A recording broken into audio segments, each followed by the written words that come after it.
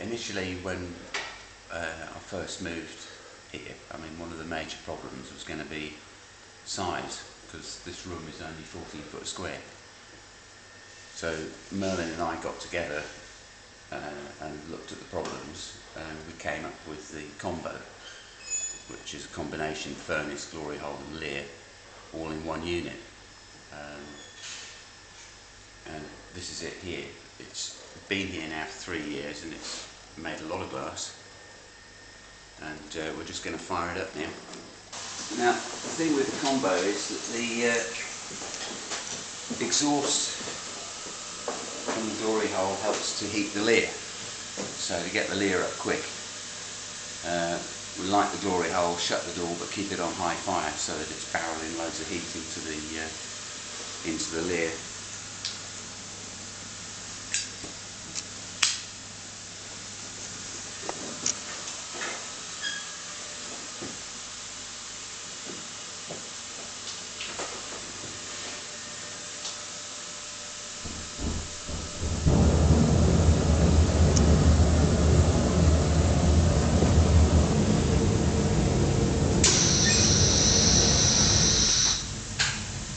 So now everything's going from there, all the exhaust heat is going from here down into the Lear underneath and coming out of the flue back here, so you can feel it. 20 minutes time, it will all be up to temperature and ready to go.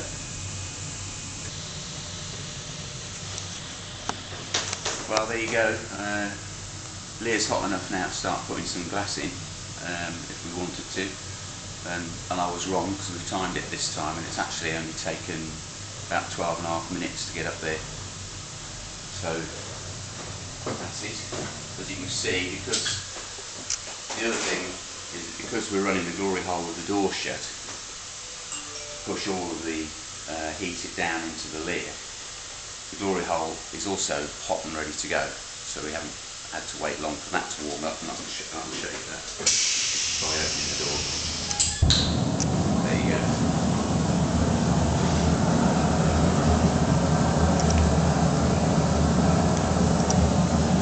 And that's pushing out a good 25 kilowatts there, door open.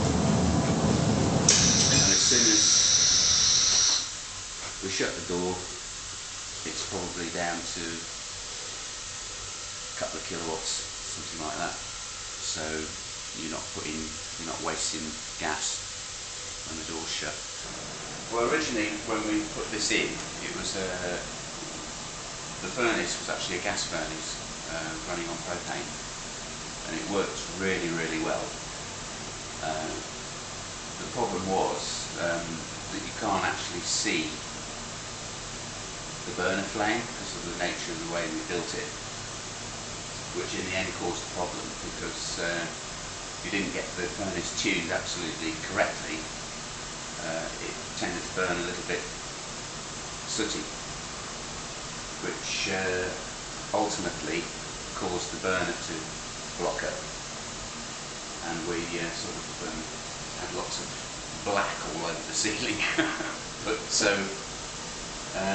we decided then to change it to an electric furnace, because Merlin had been working on Canthal A1 elements,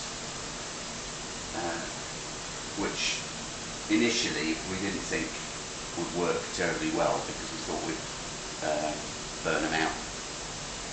But Merlin came up with some pretty interesting concepts around how those could be utilised to their best, really. And so with a bit of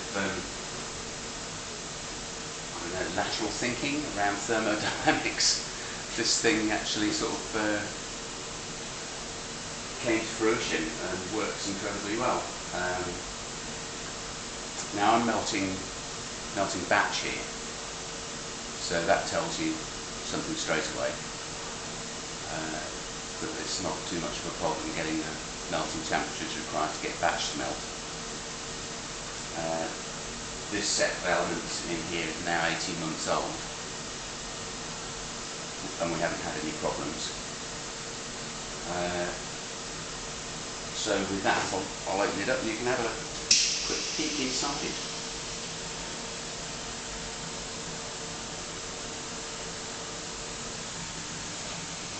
And there you go.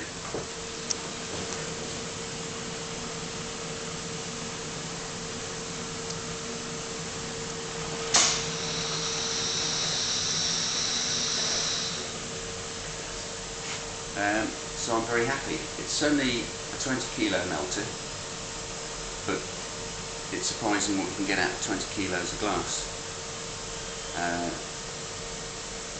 And since I work by myself, there's always a day when I'm finishing the glass that's been made previously, and also on that day I load the furnace and melt it overnight and it's ready again for the next morning.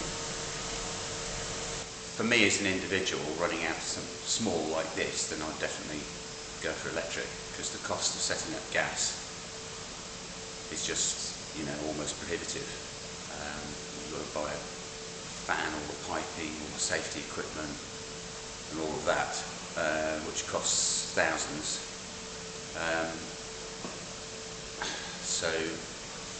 And then you've always got the constant worry of what happens if a solenoid fails, or all of that. Whereas with an electric furnace, it's comparatively straightforward. It's sort of almost plug and play, which is fantastic.